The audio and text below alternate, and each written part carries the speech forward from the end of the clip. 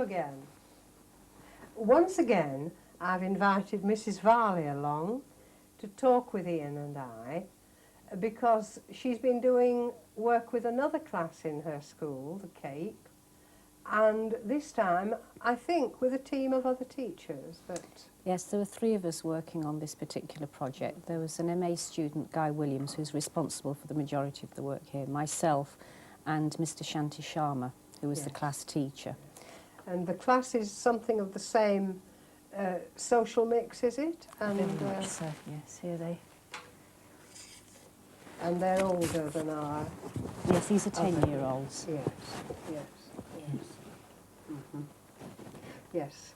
Now, I met this class only twice, I remember. Right. And all the rest of the work you've followed on with the team. That's right. Yes, Good.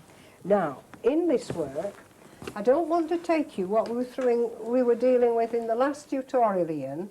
I'm assuming from that very brief encounter you can see what I've been saying is borne out in practice. You're right. But what I want to do this time is to try to give you some guidelines by which you can check that the way you're planning the work is developing coherently.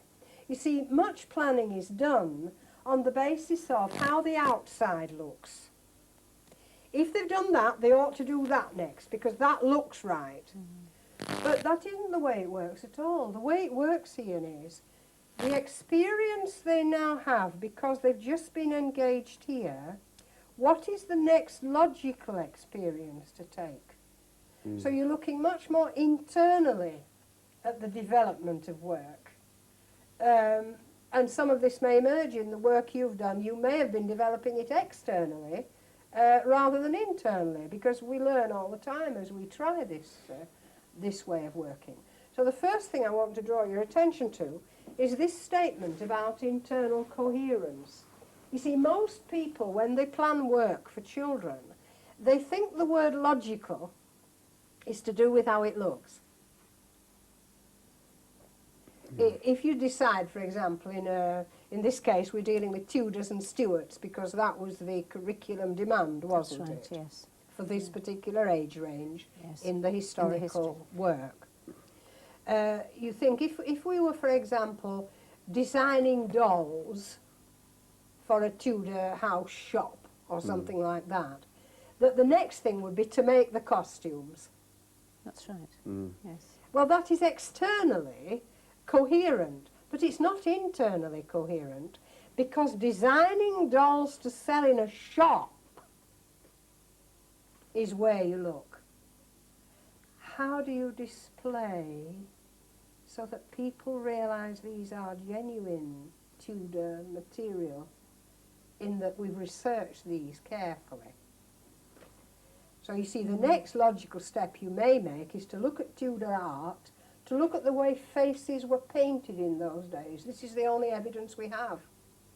So internally you'd go to other paintings, which seems illogical. Here they are on dolls, and suddenly you want them to look at Tudor faces.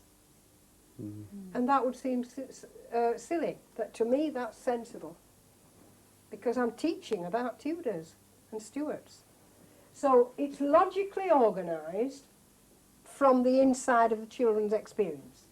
It is consistent, each stage is consistent with the stage that's just gone before.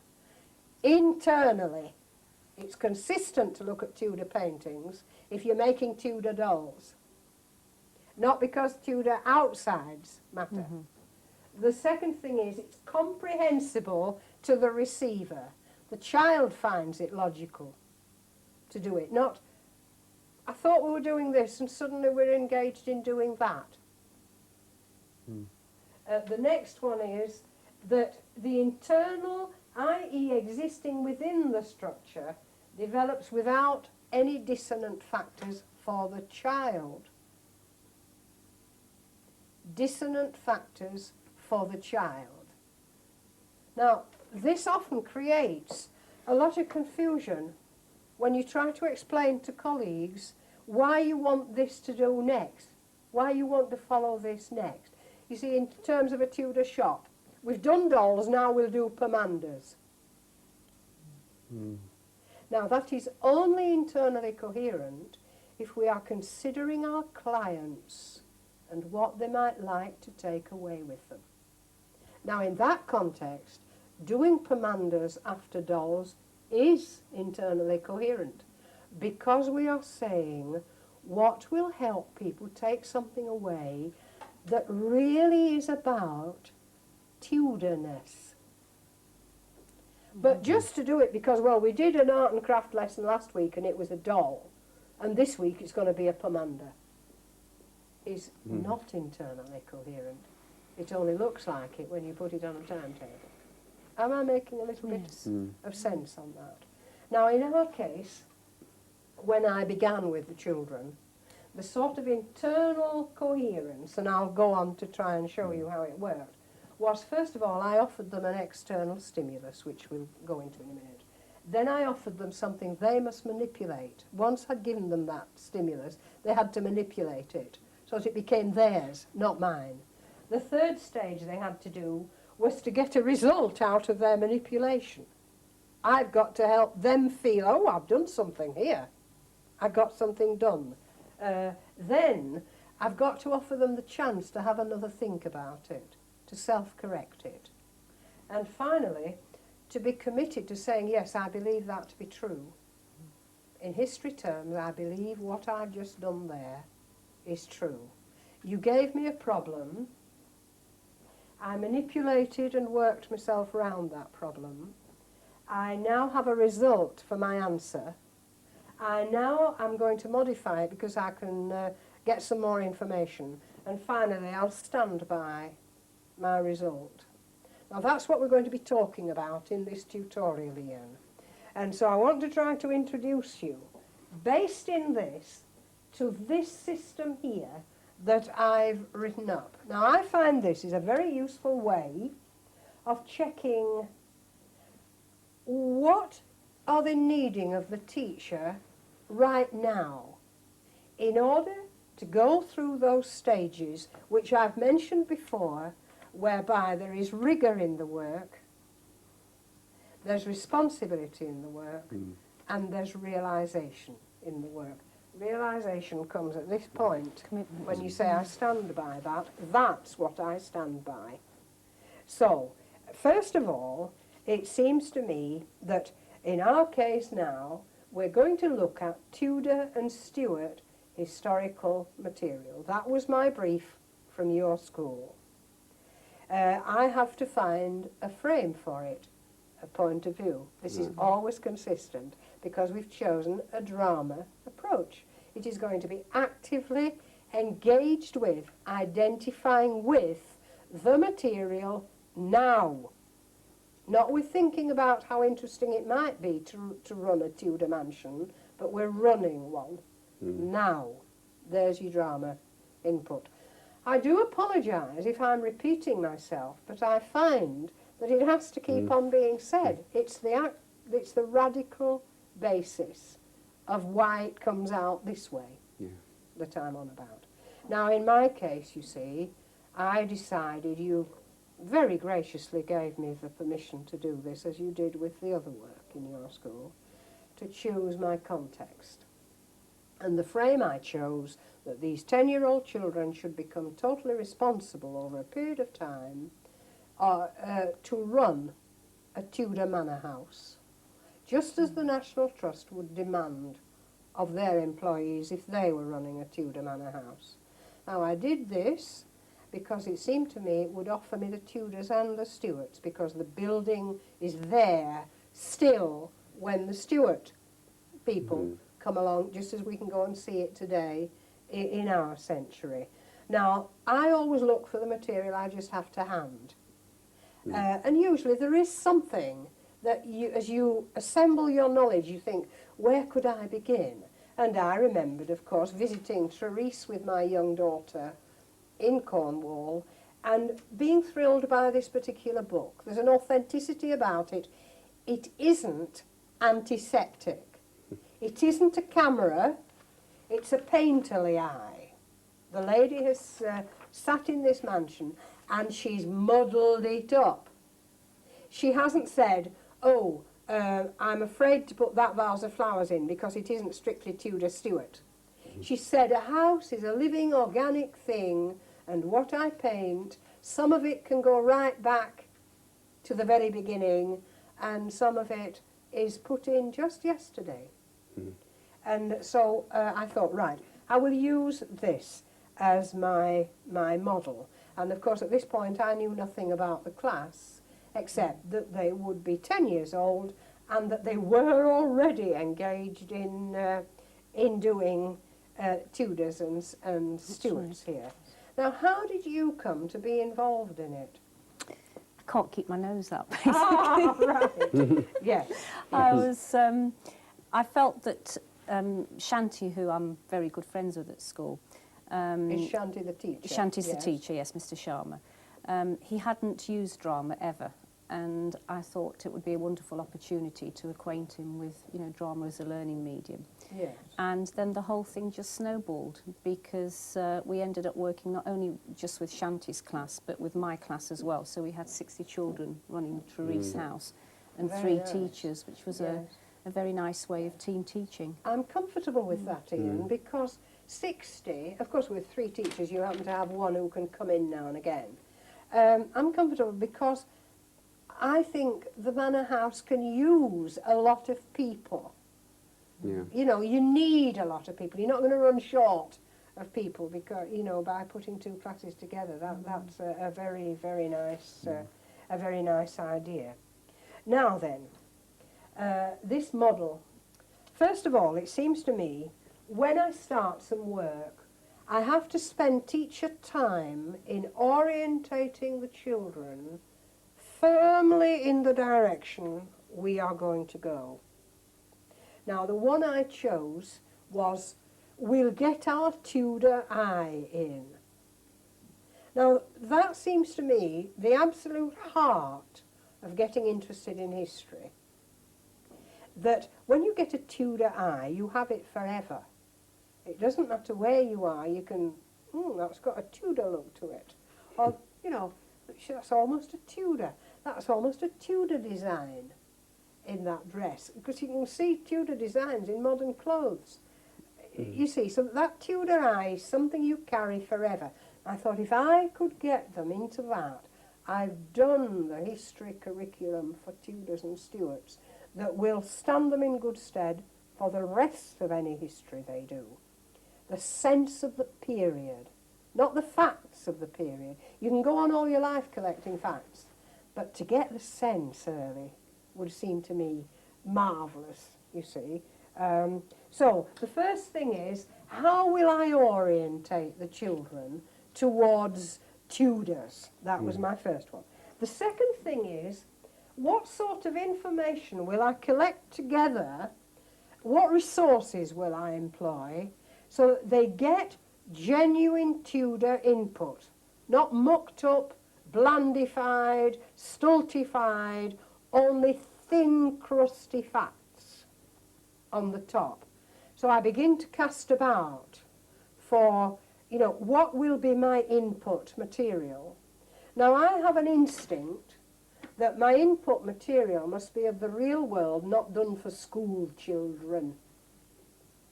My job is to make it interpretable by school children. So I may be a bit awkward here.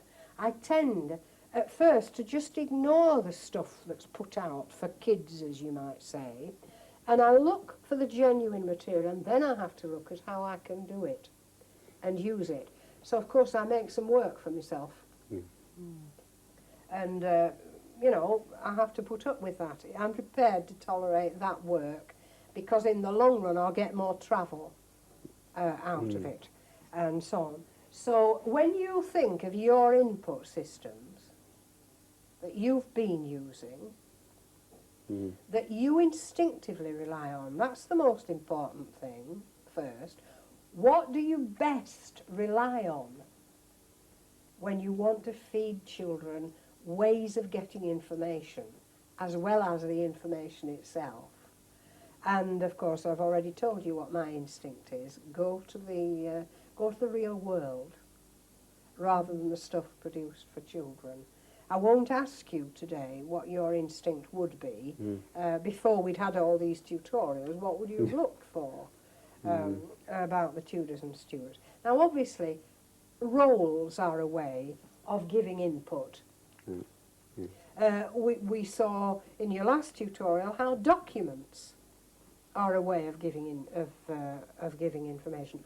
Old letters, archives, people's memories. Not that we've got anybody who can remember the Tudors, but they may have memories of being in a Tudor house, and so on and so on. Obviously, you've got your own understanding of knowledge, and sometimes it's good, and sometimes it's weak, and sometimes it's plain wrong. So I have to watch myself on what's plain wrong, what I think is right for the Tudors.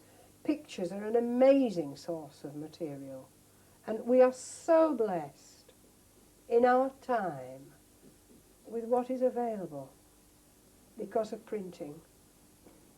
We are so blessed, and you don't see an awful lot of children muddling through art, ferreting through paintings, when you think of how much is available that we can bring into school.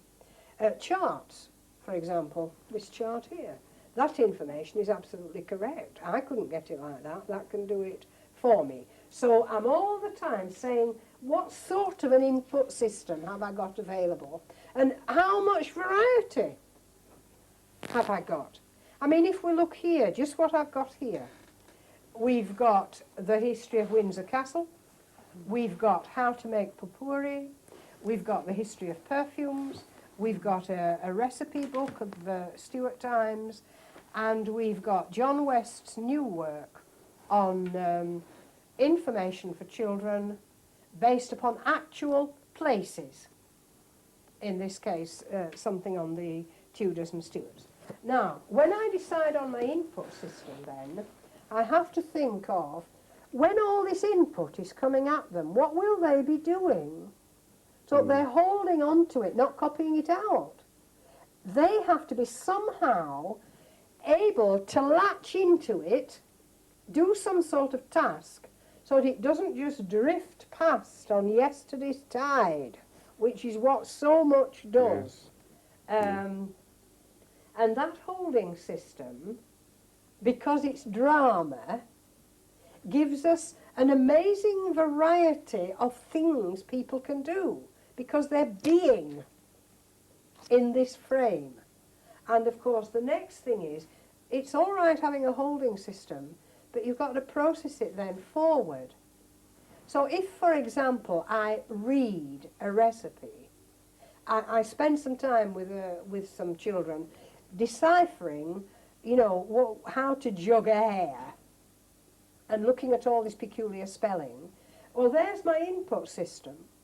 The holding system may be how we talk together, but the processing system might be doing something on the implications. If she can jug a hare like that in 1614 or whatever,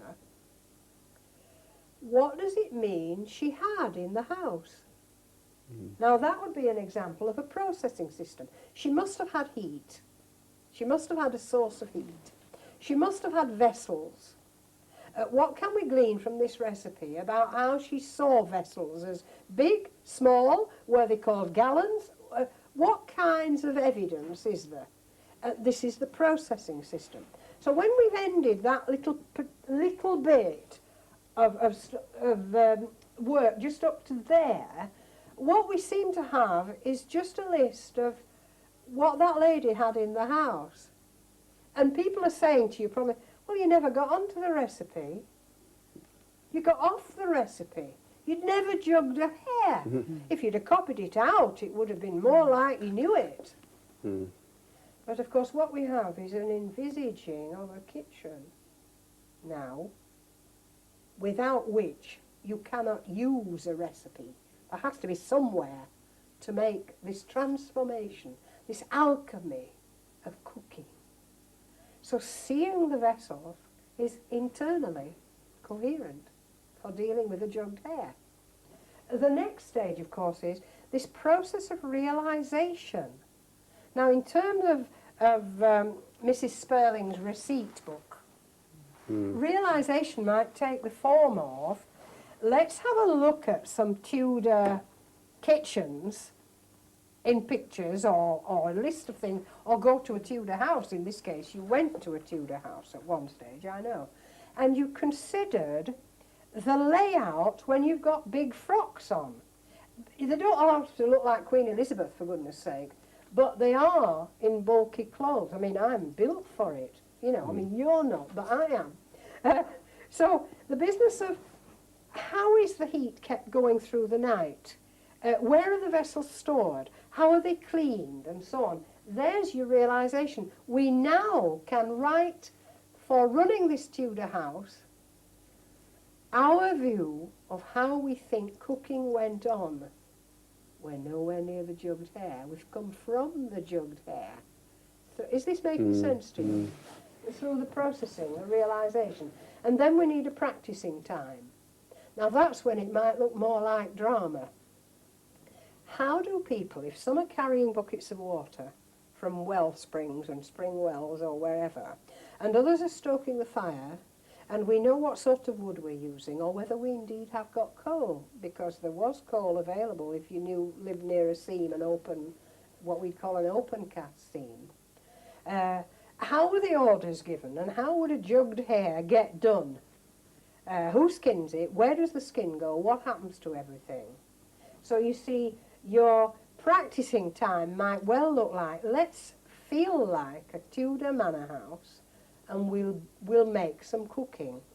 We're not going to really jug a hare. That would get in the way, because people are going, ooh, you know, all the time. But we can keep stopping it and saying, how far have you got with that? Somebody else is laying the table. Somebody else is looking at the way the hierarchy would work on the board, as you might say. Does this make sense? And then, of course, what is your reinforcing and recognising system? It's there because we run a Tudor house. We can say to people, come and join us in a Tudor kitchen. Or we can say, we have made some drawings of how we think cooking went on. And you can, if you care to buy the leaflet, see a good Tudor recipe for a jugged hare. And this is how we know it's a Tudor recipe. Because we went to an original book. And we can look at the spelling, the layout, and receipt we can translate into recipe. And so on. Does that make a little bit of sense? So this is what I'm using when I'm teaching, and I'll give you some more schemes later. But have I done enough reinforcing, is what you're asking.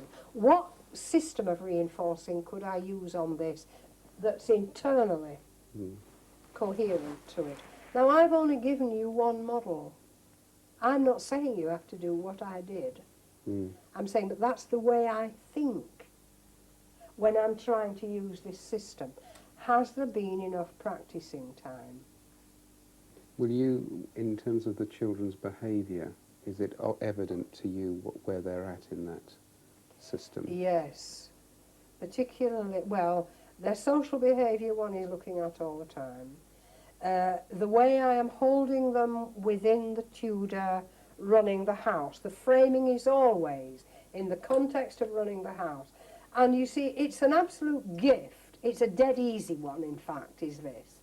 Because the people who run National Trust houses are there to educate. They see it as their task to share information, to share knowledge, to enthuse other people. Surely that's what we want the children to do. To have a purpose in knowing what they know by teaching it to somebody else. You don't have to constantly have somebody in to teach, but you're to have in the mind's eye all the time everything we do here, the standards we apply here, how we speak here, what we decide to show people here, is because we understand the Tudors and the Stuarts. In this particular project, Guy Williams actually told the children, because he was the area manager, he was enrolled as area manager, that a party of French children were going to come across, and they had to leave Therese House actually knowing all the names of the Tudor and Stuart kings and queens and their way of life. And the children had to really think as to what kind of language they were going to use, because these were French children. English was a second language to them. So they had this sort of like double task there, not only to impart the information, but also think very, very carefully as to the type of language that was going to be used so that the children could actually understand what was going on. Yes. And of course, why should French children be even remotely interested in Tudor kings and queens? Which is a lovely problem for them to have to solve. That's really nice. Now, you see, if you think that a holding system, I mean, you can do your own thinking carefully when you have more time. How many ways are there of holding? I mean, the children here were transferring things into folders. Now, it can be a temporary holding, like shove it in there in case I lose it. Oh, no. Or it can be an organising situation, which is where does this fit now? So that it's interpretable by somebody else who sees it. How far does this holding system demand a very specific kind of language? How far does it demand a specific kind of layout? I mean, that's one holding system. But a building up of vocabulary in a dictionary is another kind of holding system, that you can, in fact, refer to any of these strange words and you'll find meanings there. The holding system is what you can then refer to, but the processing system is as you make the dictionary and keep on rebuilding and refining it and getting it more complex. So they blur into each other all the time. Something I've actually learnt from this is that I really have never given the children enough time to have this processing system, which is so important. That's a big realisation that I've had. We don't give them time to manipulate and experiment and become familiar with. You know, you sort of give out the information, then expect it to come back at you in exactly the same form that you want it. Yes. And the processing system was a real eye-opener for me, just how much time the children do need to be able to, to manipulate the materials, to think about them, to talk about them, to get used to the feel of them. Now, of course, people may think that the time you spend on this is going to have to be duplicated the next time you do a project, but it isn't. Or they've learned it once. They've learned it. So that sort of processing will be available to them. I mean, with your children, I taught them 2 lessons. Yes. By the end of the second lesson, I reckon I was in a position to keep saying, well, remember the implications. I had to teach the implications in the first lesson. But just remember the implications, it became shorthand. Now, I find children saying back to me, not necessarily your class, okay, I've been thinking about the implications of this. So that's a life skill forever. They transfer it to everything else. Yes, yes. So in fact it is not using more time.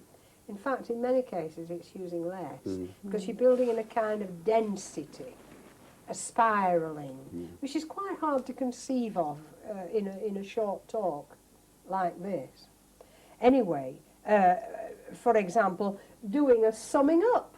Somebody standing there and saying, well, I've written these notes, I'm going to give you a quick summing up of what I've learned about what a Tudor chair or whatever it might be. That is a processing system, which then becomes a process of realisation, because I'm telling you about it.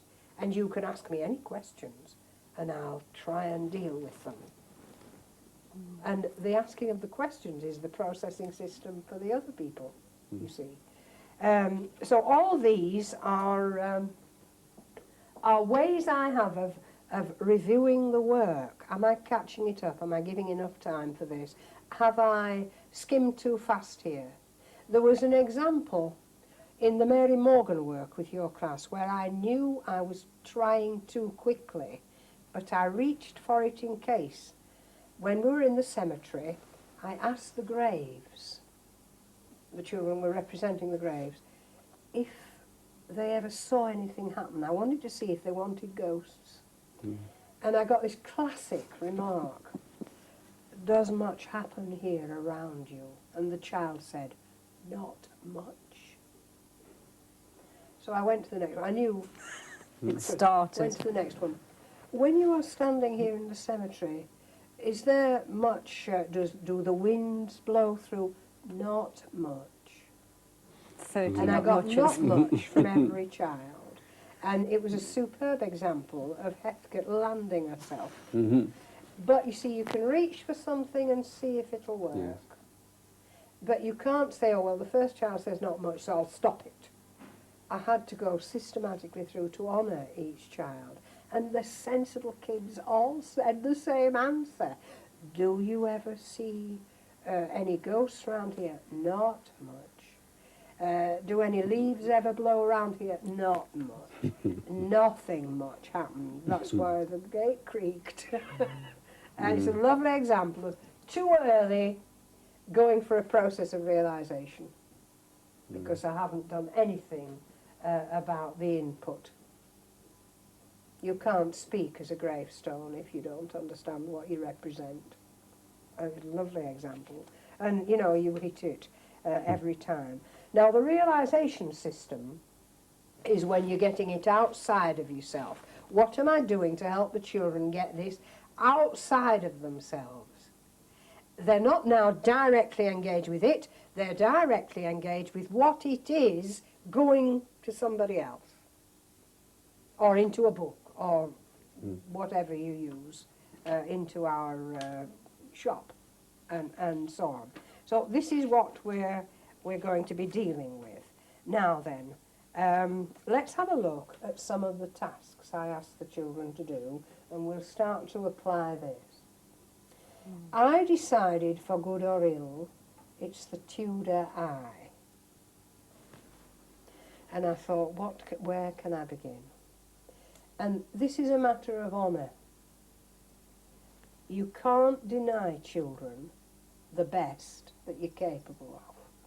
So in thinking back to what could be the very first threshold, it seemed to me to get this realisation that our kings and queens of Britain have had family names just like we have. And so I thought, my orientation system is having these words, which I cut up for the children. My input system is they are correct. And I'm saying them, and you can see them at the same time. Now, I didn't show them this. I kept that in case I needed to photocopy more. I said, you find on here all the names of the family names of people who, all our kings and queens have surnames like we have. And so I thought it would be interesting to put them in some sort of order. Now there's your processing system. The holding system is these don't change for the moment. I can keep changing them about, but the names don't fade. You know, the ink isn't going to fade off after a minute. The processing system is, can you put them in order? So you see, there's the external stimulus. So when we look at this lesson, you were there. What was happening to the children in terms of learning as they sought out Lancaster and so on. Now you just think, I'll talk like I heard some of them. No, that Lancaster goes before Tudor. No, it doesn't. Put it, and they were doing this all the time. York's a place. Oh, put it there, it'll do. These kind of things were going on. Because I've said Plantagenet, everybody knows how to read it. If they were listening, Windsor. Frequently Windsor came right at the front. And I think it became at the front because they felt there's something about Windsor, the name Windsor strikes a bell, so it goes at the front. Not this very complicated thing that Windsor now goes at the back. Now Windsor looks like it should go to the front. It goes at the back. Now then, you look at what was being processed there. The holding system is being done through laying it down, but then we have to come to a process of realisation and some more input. The first input is this, the second input is this. Now I register, have I got this internally coherent? Now if you say, no, it's better to show them the chart and explain the chart,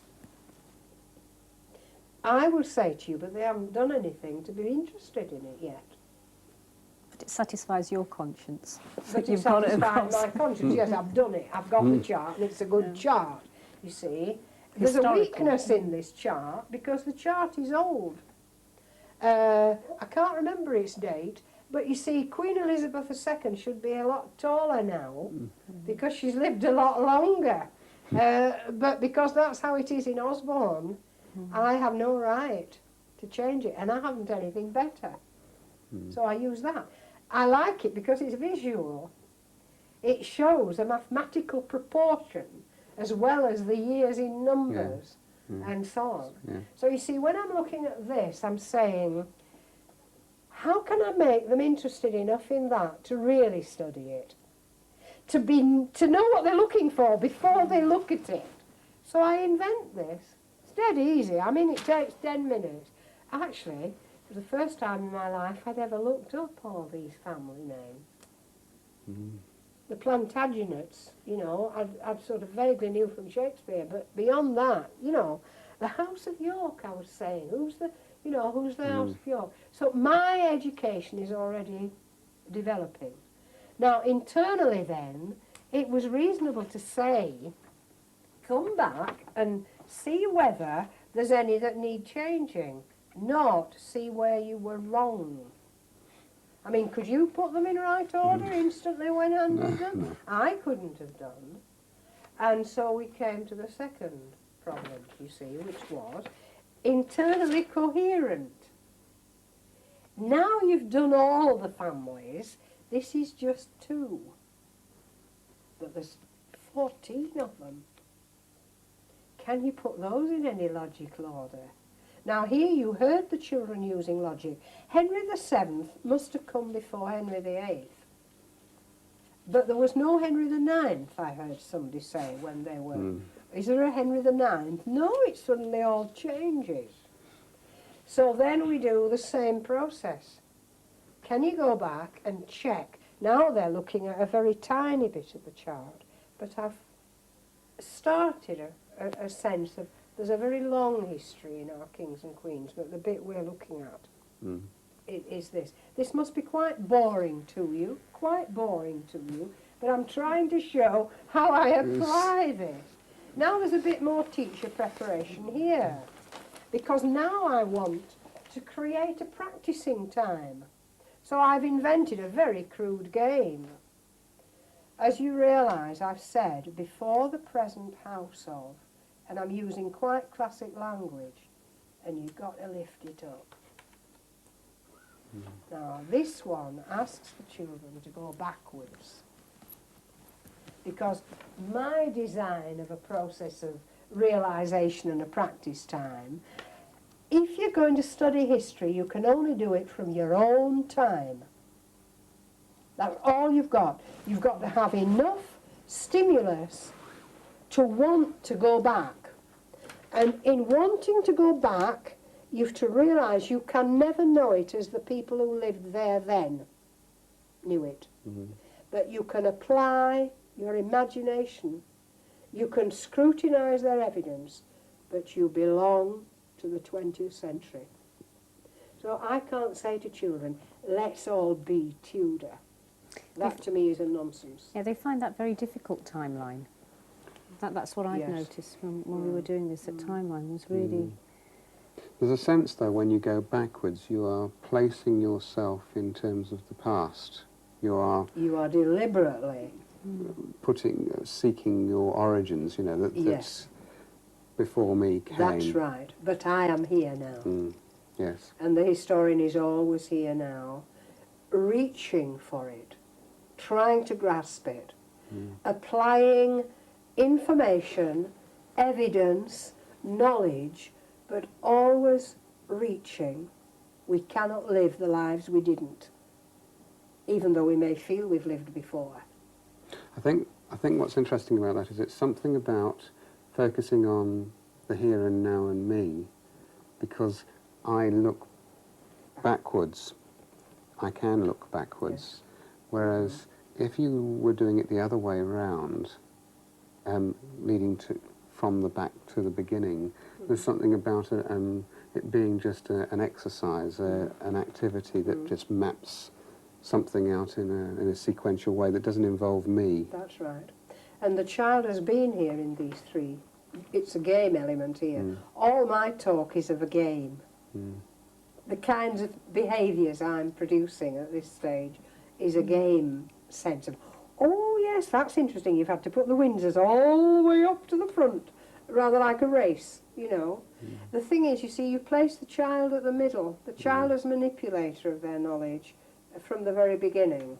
I move these, I check that, I recheck this, I correct it, I don't feel wrong because I was wrong. I now search, and I know before the present, that's a very important word, House of Windsor. And of course it can be done as a whole class game, with the teacher lifting the flaps and everybody chorusing it, and it looks old-fashioned, but it may make it stick. And it's time consuming. Of course it is. But people could be on a bound to go and do that for themselves and keep going into their folder and checking and so on. You can't stand up in a Tudor mansion house and give the wrong information. So you'll get it right because you need to. But of course you have to follow some kids, haven't you? They don't do it on their own. It's got to be won out. So getting in your Tudor eye. Now you see, it appears I make a big jump. We play with all this, and I say, put them away safely. Put the rubber bands around, put the paper clips on, and don't lose them. Because in spin-off terms, can I get a game out of it? Can they invent a Tudor game? I don't know what it will be because I'm not going to do the inventing. What will I be doing about this? And then I move to the second stage. Now I'm going to pull this down and show you again this design. I feel I'm chelping at you horribly, but you know, butt in. 4 things seem to me important that the children should grasp. One is that it was a time of great explorers. The world suddenly expanded. Another is there was the problem of the church and state and the divine right of kings. I don't think I could face the children if I didn't do something about that, because Henry is responsible for many of our laws, and he, of course, destroyed the monasteries, changed our national religion, if you like, so we can't afford to ignore it. And when we come on to Mary Tudor and later Elizabeth, this constant flux of religious pressure is terribly important, and I don't think tends too early. And running a manor house that may well have a priest hole in it is one of the ways, you see, in which it can be concretely understood. Another one is the social order of how did people live in those days, and of course this business of who has a right to be called a king, which I've already mentioned. So those 4 were in my mind when I thought of the development of this work, that all 4 must be equally followed. Though I then say to myself, where they've been to see a Tudor house, so I'm not starting with ships and Christopher Columbus. And so I say, well, what is the next stage if you've put the families in order and now you have the kings and queens, where do they live? Now, the Tudor eye now is a list. The Tudor eye now is going to become visual. There is a Tudor ceiling. Have we got the capacity to see detail? Because this is one of the skills these children are going to have to learn. So, looking at detail, I need to diagnose. Do they just go up at something and say, well, I've seen that now, what else are you going to tell me? What skills do I need? What skills do you need to get them to look in more and more detail? Now, this sort of looking is a tremendous pressure on the teacher's mouth, because it isn't just a shape, it's how does it look when I'm underneath it? That's why these are so useful. But how low down is it over my head? It's to do with my body in the architectural setting of a Tudor house. So my mouth has to get into this a little bit. Your school happens to have some interesting arched doorways. So I had a gift there of how do they feel when you go through these thick walls in this Victorian school, even though they're not Tudor, but they've got a sense of not modern. So you see, it looks like it isn't coherent. But what I'm saying is, those people called Mary Tudor and Elizabeth I walked under ceilings like this. These are the places where she slept. Queen Elizabeth slept here and here and here and here. This is what she saw when she looked up. So I'm moving all the time into this business of the social order, because the kids live in a social order now. I feel I can get a grasp on this that will lead me to this. So I can delay this. I may be wrong, but that's my style. You might feel you know more about ships and Columbus. Okay, you can start there. So we now move to our inventories. Now, I gather the children worked on these inventories. Now, you see, again, I've gone to genuine inventories, 1598, Richard Arnold. Now, there's a coherence about it. The first list is very short. He was a yeoman's son. He didn't have much to leave. The second one, though, is a husbandman, and look how much he owns. The third are the household accounts, how much things like this cost. And then we come on to a much bigger one, which is how much he spent in a certain year. And finally, the church, because I'm going for matters ecclesiastical at some point. Now here you see, if you look at this, I don't have to bother about the orientation system so much, because we started it with our kings and queens. We know we're into Tudor eyes. So my input system. Now, I am working in a drama mode. I can't say, pin your ears back. I'm going to read you the inventory of Richard Arnold. What I have to say is, I think when we have the public in to see Therese House, some of the things they might be interested in are what sort of people might have moved around this place. And I thought maybe, see what you think. They actually hot-seated Richard Arnold.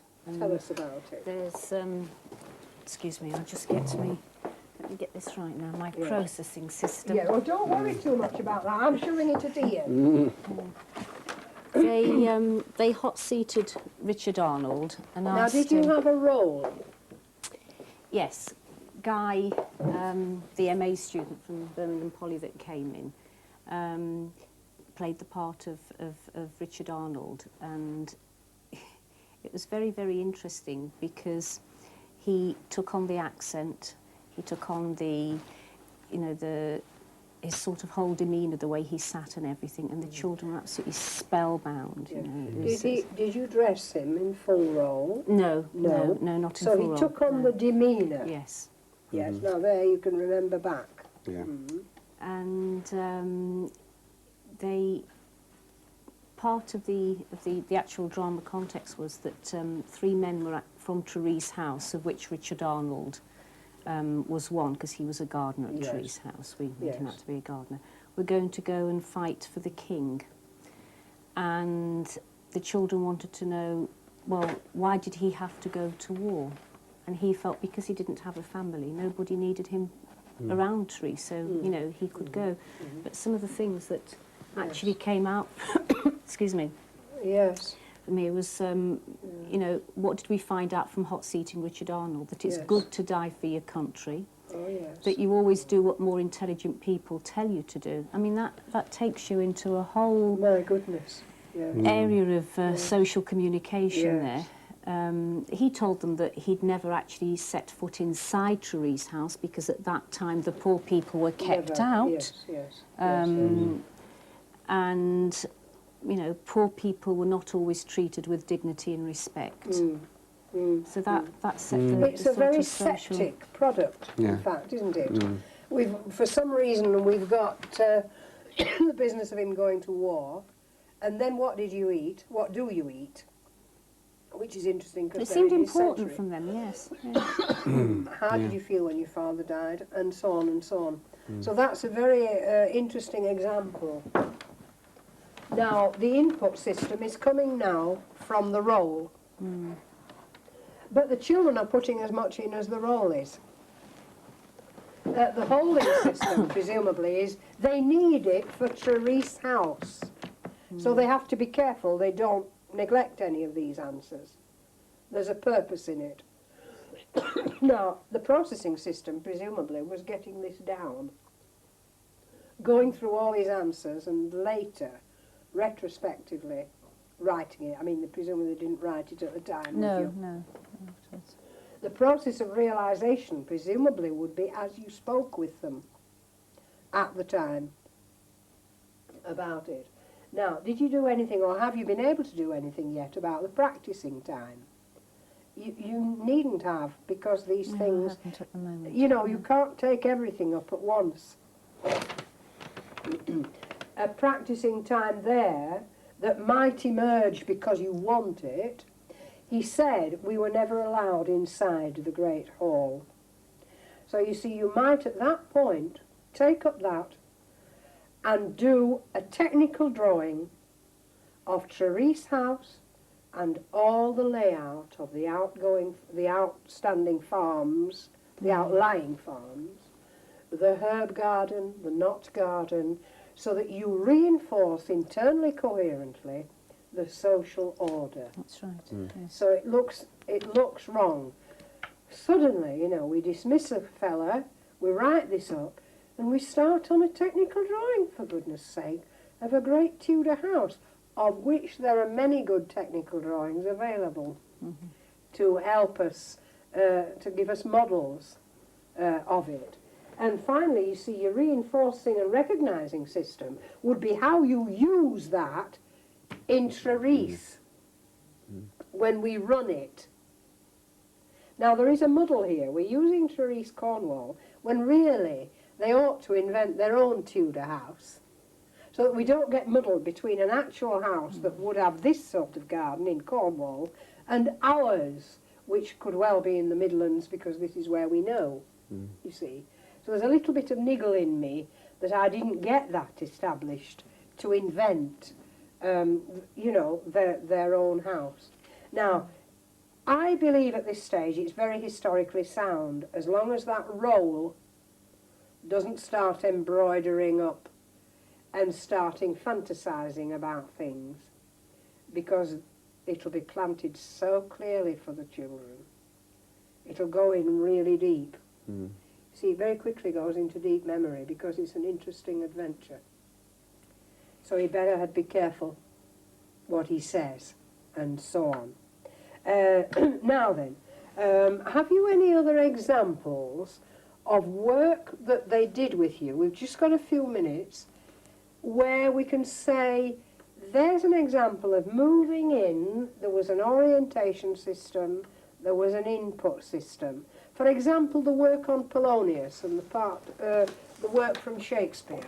Yes. How did you deal with that? You talk to Ian about it and I'll just see. It was basically when Richard Arnold was leaving Therese House to go to war to fight for the king. How do people actually say their goodbyes? What's the best way of saying goodbye to somebody? And it, you know, led from all sorts of things, you know, the way children say goodbye to the parents and whatever have you. And Guy suggested, this is another example of how, you know, sort of how limited my thinking on it was. Let's try this piece of Shakespeare. And I said, what, Shakespeare with 10-year-olds? You've got to be joking, haven't you? Well, come on, let's just try it. So I said, OK, you know, on your back be it. It's a superb example of internal coherence. They've just said goodbye to a man who's going to say goodbye to his father, and here you have a father saying goodbye to his son. So, you know, we read it, Yes. and I thought they'll never be able to cope with this. And then we had them working in groups, and the three of us went round the various groups, and we just said to the children, well, just write down what, or tell us, because I mean, in some cases I was doing the writing for them, what do you think it actually means in today's language?